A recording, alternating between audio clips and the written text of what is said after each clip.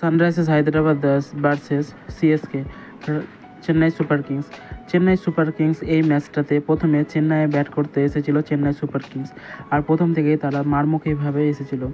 Chennai Super Kings প্রথমে bat করতে আসে, আর ব্যাট করতে এসে তারা প্রথমে উইকেট ফেলে রাহানের, আর তারপরে গায়কোয়াড় মাত্র 54 বলে 98 রান করেছে 10টা 4 আর 3টা ছক্কার সাহায্যে। আর তারপরে ড্যারি মিচেল, চেন্নাই সুপার কিংসে প্রথমে একটা উইকেট পড়ে গেল, তারপরে সেরকম উইকেট পড়েনি। ড্যারি মিচেল মাত্র 32 বলে 52 রান করেছে 7টা 4 আর একটা 6-6 সাহায্যে। তার স্ট্রাইক রেট ছিল 162। আর তারপরে ফিনিশিং টাচ দিয়েছে শিবম দুবে প্রত্যেকটা ম্যাচে ভালো খেলছে। শিবম দুবে হার্দিক পান্ডিয়ার জায়গায় চান্স পাবে সেটা অবশ্যই, আর সেটা বিশ্বকাপ 2024 টি-20তে দেখা যাবে, কারণ শিবম দুবে কনসিস্টেন্সি প্রত্যেকটা ম্যাচে ভালো খেলছে। আর এই ম্যাচেও শিবম দুবে 20 বলে 39 রান করেছে, একটা 4 ও 4টা 6-এর সাহায্যে। আর তারপরে শেষ 2 বলে এম এস ধোনি মাত্র 2 বলে 5 রান করেছিল। আর এইভাবে সিএসকে চেন্নাই সুপার কিংস মাত্র 20 ওভার শেষে 212 রান করেছিল 3 উইকেট হারিয়ে।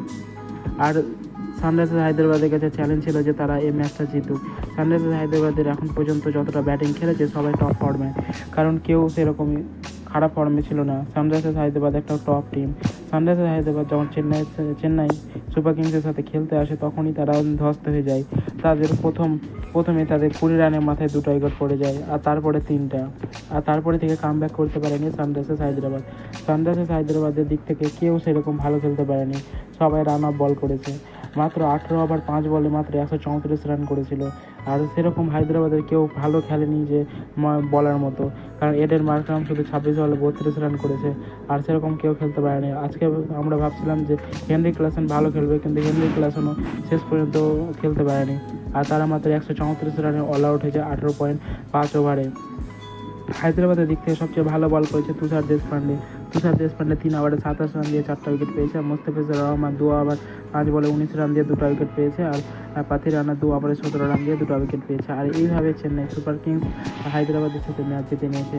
আর হায়দ্রাবাদের সাথে ম্যাচ জেতার পর চেন্নাই সুপার কিংস এখন পর্যন্ত পয়েন্টস টেবিলে 3 নম্বরে চলে এসেছে। এখন পর্যন্ত চেন্নাই সুপার কিংস মাত্র 9টা ম্যাচ খেলেছে, 5টা ম্যাচ জিতেছে, 10 নম্বরের সাথে আছে চেন্নাই সুপার কিংস 3 নম্বরে। আর 4 নম্বরে আছে সানরাইজার্স হায়দ্রাবাদ, সে 9টা ম্যাচে 5টা জিতেছে, 4টা হেরেছে, সে 10 পয়েন্টের সাথে 4 নম্বরে আছে। এভাবেই দেখা যায় কি হয়। তো বন্ধুরা, তোমাদের কি মনে হয় যে হায়দ্রাবাদ যেতে পারবে না চেন্নাই? কমেন্টে অবশ্যই জানাও। আর এরকম ভিডিও পেতে আমার চ্যানেলটি সাবস্ক্রাইব করে রাখো।